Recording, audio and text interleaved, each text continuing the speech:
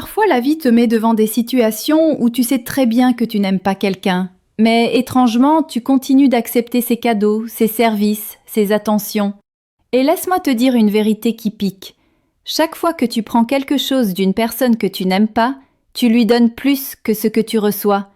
Tu lui donnes l'espoir, tu lui donnes la permission, tu lui donnes une place dans ta vie, une place qu'elle n'aurait jamais dû avoir. Aujourd'hui, je vais t'expliquer en 5 étapes pourquoi tu dois arrêter ça immédiatement et comment ça peut littéralement sauver ta paix intérieure. Étape 1. Comprendre ce que représente vraiment un cadeau. Tu sais, beaucoup de gens pensent qu'un cadeau, c'est juste un objet, un emballage mignon, quelque chose qu'on te remet, quelque chose que tu prends, et l'histoire s'arrête là. Mais laisse-moi te dire une vérité que personne ne t'a peut-être jamais expliquée. Un cadeau n'est jamais juste un cadeau. Pas dans les relations humaines. Pas quand il vient d'une personne que tu n'aimes pas. Et surtout pas quand il vient d'une personne qui, elle, t'aime ou croit t'aimer.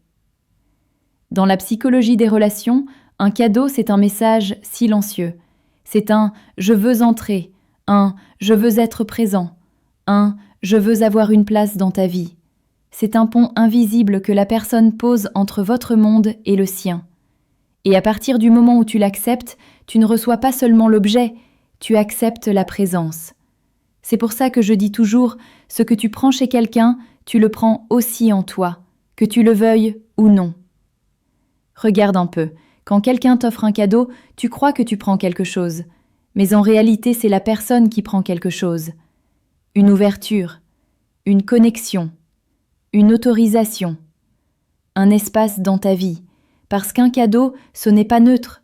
C'est une façon très polie de dire « je veux créer un lien ». Et chaque fois que tu dis merci, même si c'est avec le sourire gêné, tu lui dis aussi « le lien existe, continue ». Mais le vrai problème, ce n'est pas le cadeau. Le vrai problème, c'est ce qu'il crée après. Un cadeau active un mécanisme psychologique très puissant, le principe de réciprocité. Ton cerveau est naturellement programmé pour rendre ce qu'on te donne, même si tu n'as rien demandé, même si tu n'as aucune attirance, même si tu veux que cette personne reste loin de ton cœur. Et là, sans t'en rendre compte, tu commences à lui répondre plus gentiment, à lui accorder un peu plus de temps, à être plus indulgent, à laisser passer des choses que tu n'aurais jamais acceptées de quelqu'un d'autre. Pourquoi ? Parce que tu as accepté ce cadeau. Tu vois maintenant le piège ? Un cadeau, c'est une porte d'entrée émotionnelle. Une fois ouverte, la personne se sent légitime d'attendre quelque chose en retour. Ton attention, ton énergie, ta disponibilité, ta gentillesse et parfois ton cœur. Et toi, tu te retrouves à jouer un rôle que tu n'as jamais voulu jouer, à gérer une relation que tu n'as jamais voulu commencer. Tu t'en mêles dans une dynamique où tu te sens coupable de ne pas donner plus, alors que tu n'avais même pas envie de recevoir. Voilà pourquoi j'insiste. Quand quelqu'un que tu n'aimes pas insiste avec des cadeaux, ce n'est pas de la générosité, c'est une stratégie émotionnelle. Et ce n'est pas toujours malsain, mais c'est dangereux pour toi si tu n'as pas de sentiments. Parce que chaque fois que tu acceptes, tu ne prends pas un cadeau, tu prends un engagement. Et parfois, un engagement dont tu ne veux pas. Étape 2. Pourquoi accepter leur cadeau te met dans une illusion émotionnelle ? Tu sais ce qui est dangereux dans le fait d'accepter les cadeaux de quelqu'un que tu n'aimes pas ? Ce n'est pas l'objet. Ce n'est pas la valeur du cadeau. Ce n'est même pas l'intention affichée. Non. Le vrai danger, c'est l'illusion émotionnelle que ça crée. Parce qu'il y a quelque chose que les gens ne comprennent pas assez. Quand tu acceptes un cadeau, tu lances un message que tu n'as pas forcément voulu envoyer. Et ce message dit « Tu as une place dans ma vie ». Même si ce n'est pas ce que tu ressens, même si c'est faux, même si tu pensais juste être poli. Le problème, c'est que la personne en face ne reçoit que le message, jamais tes intentions. Tu acceptes un cadeau par gentillesse, l'autre le voit comme un encouragement. Tu dis juste « merci », l'autre entend « continue ». Tu veux être respectueux, l'autre croit que tu es intéressé. C'est ça l'illusion émotionnelle. Vous ne vivez pas la même histoire. Toi, c'est juste un geste sympa. Lui, elle, on se rapproche, j'ai mes chances. Et le pire, l'illusion ne se casse pas avec le silence, Elle grandit, elle se nourrit, elle se renforce, parce qu'un cadeau est rarement isolé. Une fois que tu acceptes, la personne continue, elle t'offre encore, puis encore, puis encore. Et chaque cadeau devient une brique dans une maison que tu n'as jamais voulu construire. Et toi, tu te retrouves coincé dans un lien dont tu n'es pas responsable, mais dont tu te sens quand même coupable. Parce que oui, il y a ce truc dont personne ne parle, la dette émotionnelle. Cette petite voix qui te dit « elle est tellement gentil, je ne peux pas être méchant, je ne peux pas ignorer, je ne peux pas dire non, je ne peux pas lui briser le cœur. » Mais laisse-moi te dire une vérité blessante mais nécessaire. Une relation qui commence par culpabilité finit toujours par souffrance. Et ce n'est pas parce que tu es méchant, c'est parce que tu n'es pas amoureux. Et la personne en face va finir par le comprendre, mais trop tard, après s'être attaché, après avoir investi, après avoir espéré. Finalement, celui qui souffre, c'est lui. Et celui qui se sent coupable, c'est toi. Tout ça pourquoi ? Parce que tu n'as pas voulu dire non, parce que tu as accepté un geste qui n'aurait jamais dû être accepté, parce que tu as voulu éviter un malaise d'1 minute pour créer des mois de complications. Un cadeau n'est pas neutre, il crée de l'espoir, il entretient une illusion, il installe une connexion qui n'a pas été choisie. Et si tu veux rester libre, clair, honnête avec toi-même, tu dois comprendre une règle fondamentale. Dire non à un cadeau, c'est dire oui à ta paix. Étape 3. Ce que tu perds quand tu acceptes ce qui ne vient pas du bon cœur. Quand tu acceptes quelqu'un qui ne t'aime pas vraiment, tu ne perds pas seulement du temps, tu te perds un peu toi-même. Et c'est souvent la perte la plus dangereuse, parce qu'elle n'est pas bruyante. Elle arrive en douceur, petit à petit, jusqu'à ce que tu réalises que tu n'es plus toi, que tu ne vibres plus comme avant, que quelque chose s'est éteint en toi. La première chose que tu perds, c'est ta paix intérieure. Quand quelqu'un t'aime à moitié, tu sens toujours une petite tension dans ton cœur. Tu te poses 1000 questions. Est-ce que je compte vraiment pour lui ? Est-ce que je mérite mieux ? Pourquoi il me traite comme ça ? Tu n'es plus présent dans ta propre vie. Ton esprit est ailleurs, toujours en train de courir derrière quelqu'un qui ne fait même pas un pas vers toi.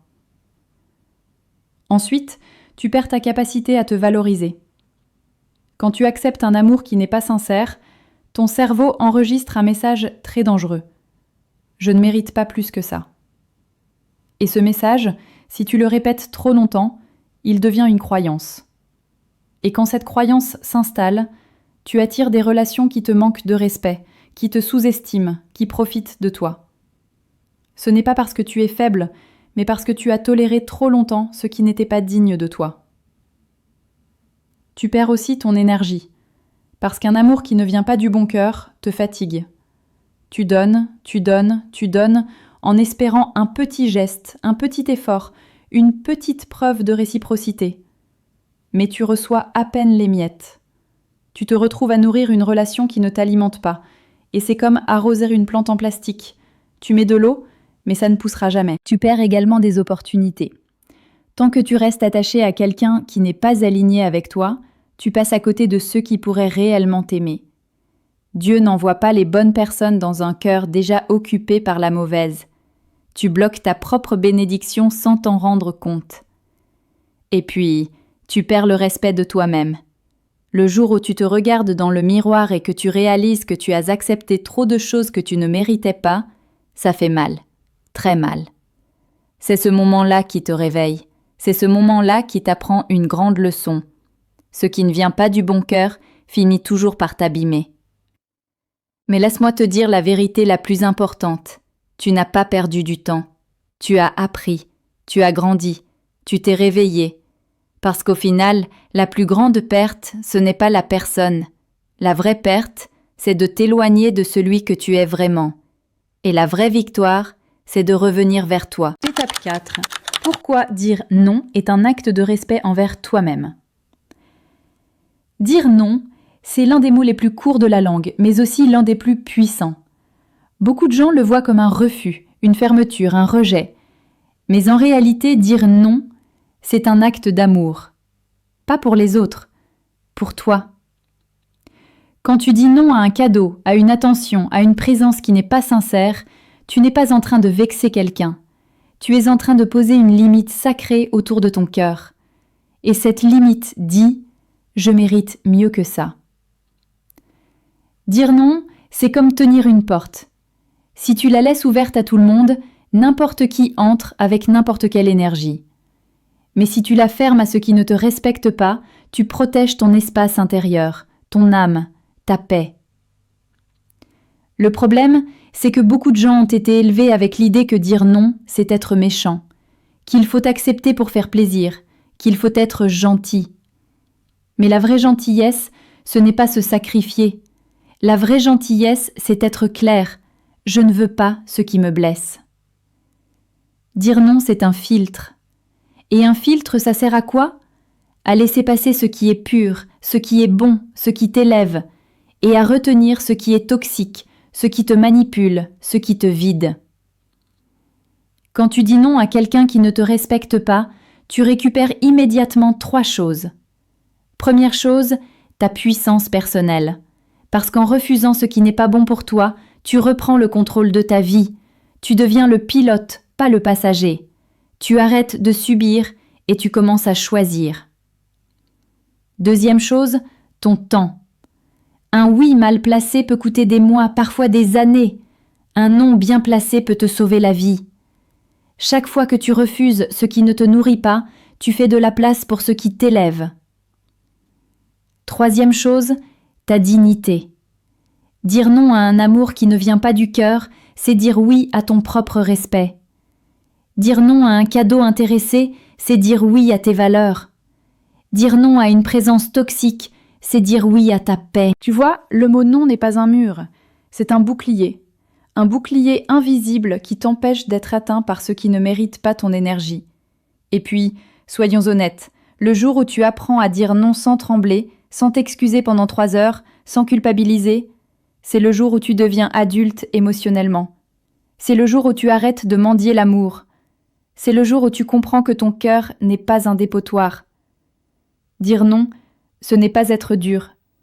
Dire non, c'est être vrai.